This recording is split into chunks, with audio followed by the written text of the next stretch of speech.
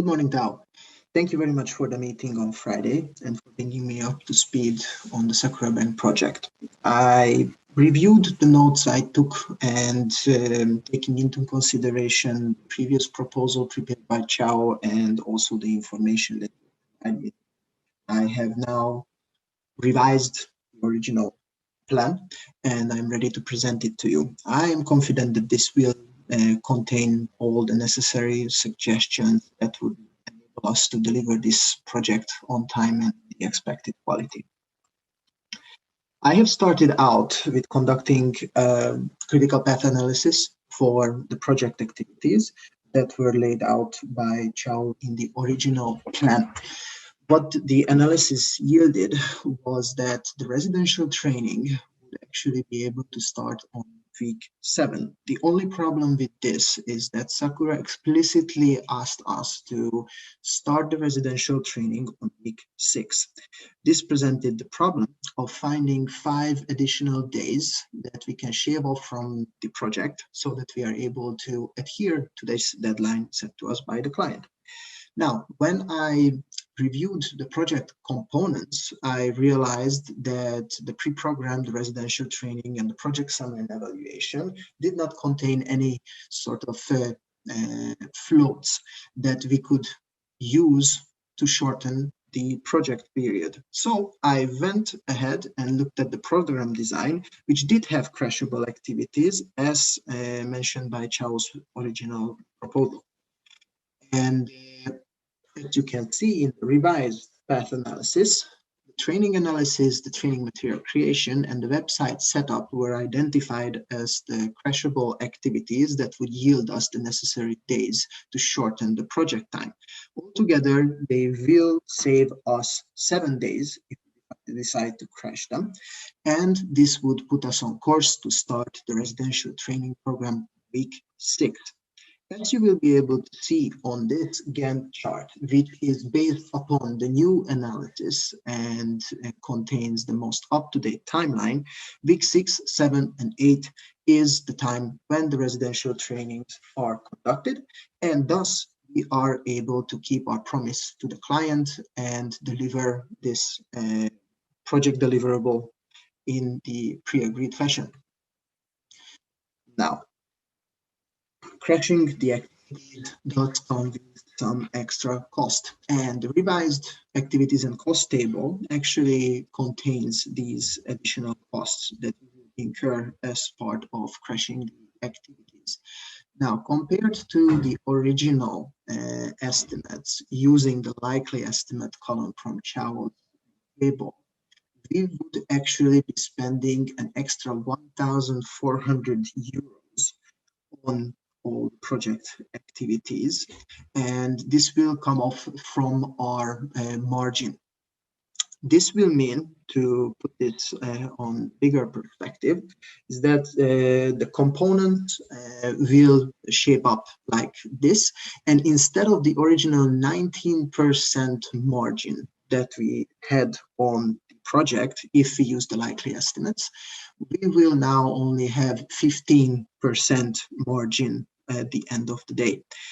However, this is an acceptable loss as we are aiming to achieve a very good result on this project with Sakura so that we can secure their commitment and their cooperation for the future for long term. So we would be able to recoup this loss that we realize on this particular project with later ones. And therefore, I think it's an acceptable sacrifice to make at this stage.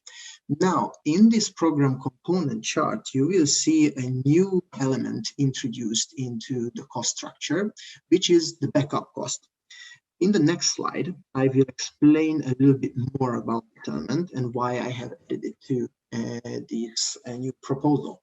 Now, the backup costs are basically a buffer that I have put into the new plan to mitigate any risk of delay that might occur in the project unexpectedly.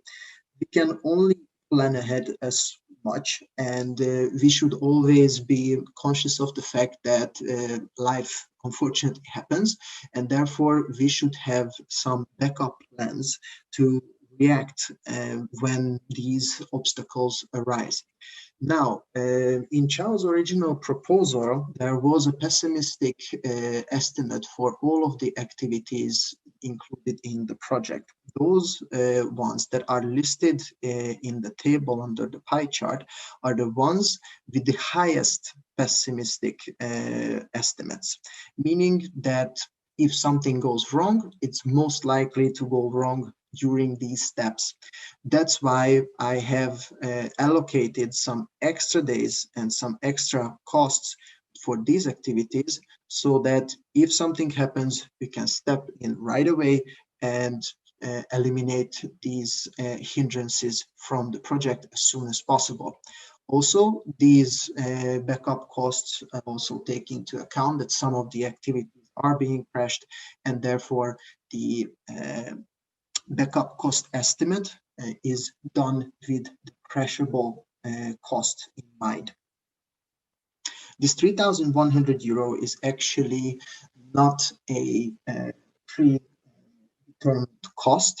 It is a likely cost, and it will come out from our margin if it comes out, but this cannot be guaranteed at this point that it will be realized. We will be on task of making sure that this buffer does not need to be utilized during the project. As for the resource allocation in the RACI chart, I want to draw your attention to the last column for the Sakura team. It was mentioned by you that Sakura is a client known to change its mind quite often in a project. Now, to sort of prevent these unexpected changes occurring at the project phases or project activities where we would not be able to accommodate them, I have made the conscious choice to include the Sakura team in a consultative role at the program design stage as much as possible, so they can share with us their ideas, their requirements at the earliest possible stages, so we are able to incorporate these into the final training design and later on into training materials. I am hopeful that this will be enough to prevent any unexpected delays due to new requirements during the project. But I have also another suggestion that could be used to further minimize the risk of this happening. And this would be the implementation of a so-called design freeze, which would come at the conduct client review meeting activity. This would be the last stage where the client would be able to submit new requirements for the project.